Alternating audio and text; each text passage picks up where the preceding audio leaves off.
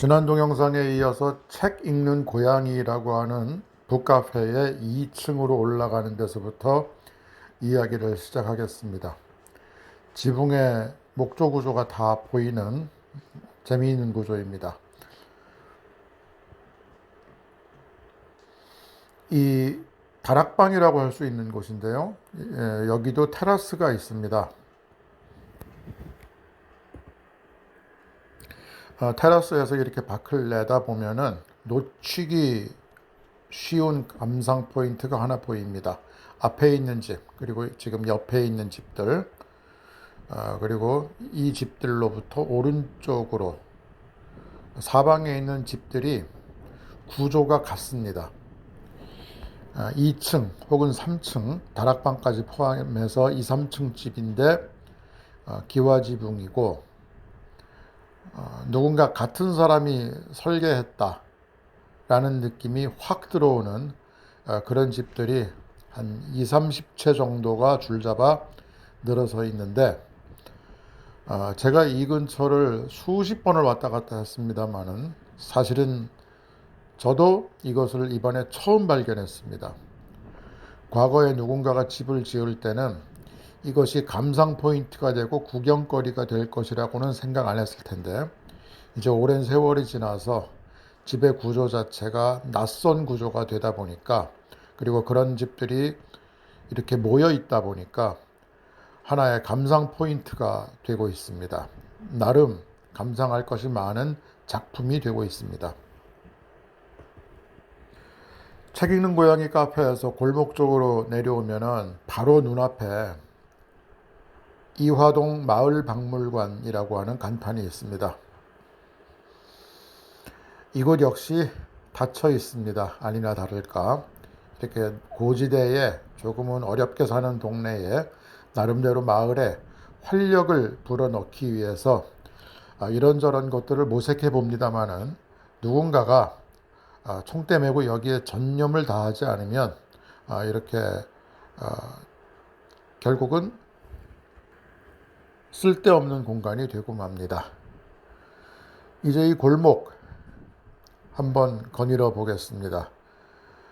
중국이나 동남아에서 이화동을 찾아오는 많은 사람들이 있습니다. 오늘 날씨가 추워서 오가는 사람들이 잘 보이지 않는데, 이 사람들이 꼭 찾아오는 골목이 이 골목입니다.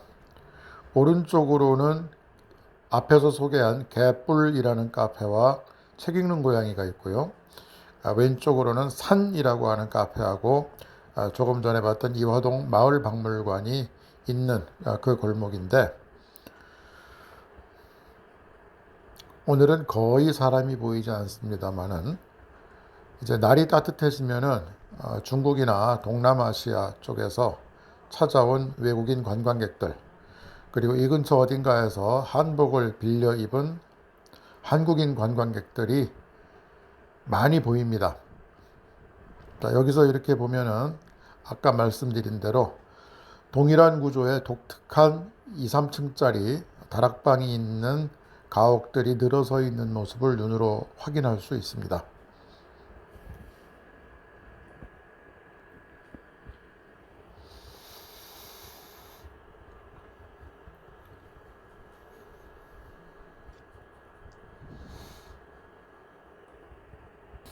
이 개뿔이라는 카페가 이 내리막길을 따라서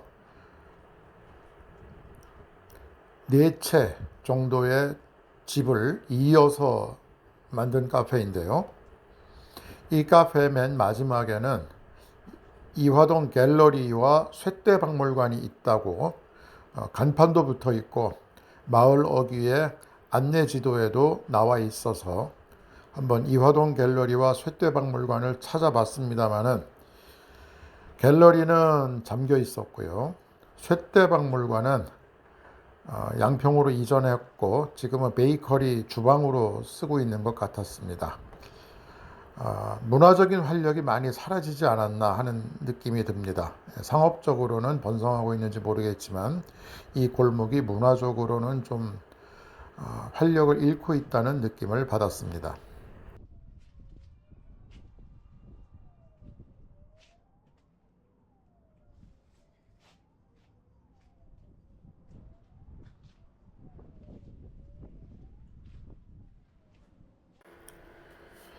조금 전에 차를 마시면서 마을 전체를 내려다볼 수 있었던 책 읽는 고양이 카페와 이화동 마을박물관 사이의 골목입니다. 이 골목을 따라서 내리막 방향으로 쭉 걸어가 보겠습니다. 왼쪽으로는 조금 전에 차를 마셨던 책 읽는 고양이 카페가 보입니다. 지금 바로 카페를 지나가고 있고요.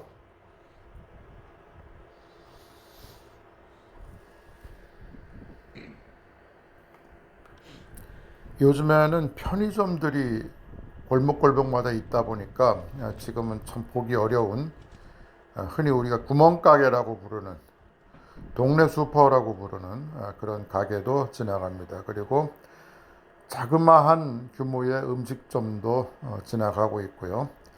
자, 이제 저 앞에 막 따라 보이는 곳에 오른쪽으로 계단을 내려가게 됩니다. 사람들이 보통 이곳을 이화동 벽화마을이다 이렇게 부르는데요. 곳곳에 벽화가 많이 그려져 있기 때문에 벽화마을입니다. 이렇게 어렵게 사는 산동네에 나름대로 활력을 불어넣어 주고자 미술 전공자들이나 또 미술을 전공하는 학생들이 일종의 사회봉사 차원에서라도 벽화를 그려주는, 그래서 전국 곳곳에 벽화마을이 형성되어 있는데요. 이화동 같은 경우도 곳곳에 다양한 벽화가 있지만은 특히 이 이화동이 벽화마을로서 명성을 얻게 된 이유는 바로 이 계단 때문입니다. 다른 곳의 벽화도 꽤 유명하지만 이화동 계단의 벽화는 상당히 유명했습니다.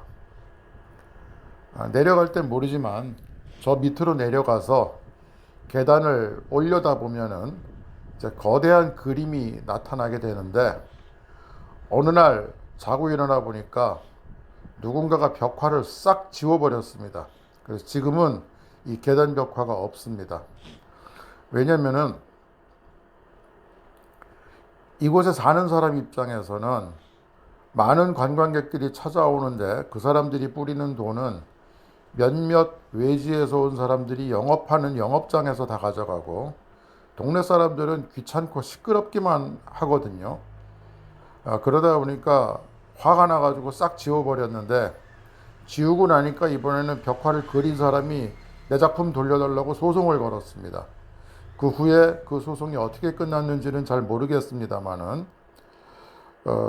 그만큼 이 벽화는 누군가가 이 마을을 위해서 좋은 뜻으로 봉사하는 마음으로 그렸는지 모르지만은 결과적으로는 마을 사람들과 또 이곳에 들어와서 장사하는 외지인들 사이에 어떤 그 갈등의 상징처럼 되어버렸습니다.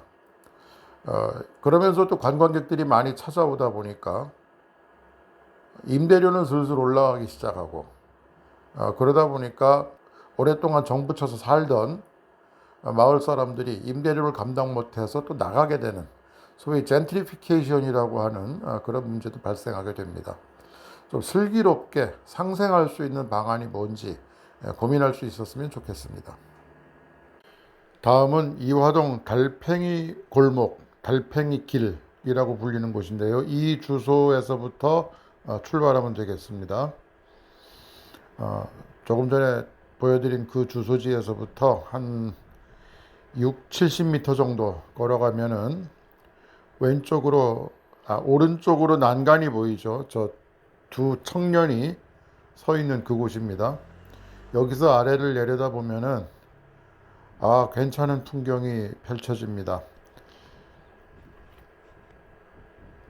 이 길의 모양이 달팽이 등에 달려있는 달팽이 집 같다고 해서 이곳이 달팽이 길입니다. 달팽이 길, 달팽이 골목 이렇게 불리는 곳인데, 집을 등에 지고 다니는 꼭 달팽이의 모습 같다 해서 붙여진 이름입니다.